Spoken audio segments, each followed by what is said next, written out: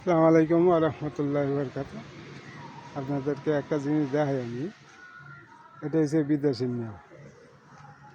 এই যে একবারে নতুন টিভি, কোনো একটু স্পট নাই, কোনো একটা স্পট নাই, অথচ এই টিভিটা ফেলাই দিছে, ডাস্টবিনে ফেলাইছে। বাংলাদেশে হইলে এই টিভিটা কত মূল্য আছে, এই দেশের মধ্যে ডাইরেক্ট ডাস্টবিনে ফেলাইছে। হ্যাঁ,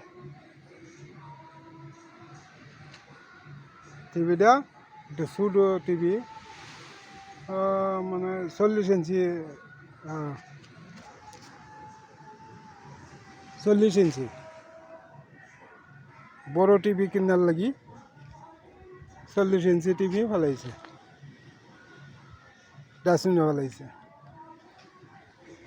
খুব কষ্ট লাগে বিদেশের নিয়মটা দেখে। এই দেখেন কত লোহালক্কর, এই যে একটা বাইসাইকেল, কত সুন্দর, অথচ ডাস্টবিনে ফেলাইছে। এই যে ফায়ার সার্ভিসেরও এটি একবারে নতুন, সব ডাস্টবিনে ফেলাইছে।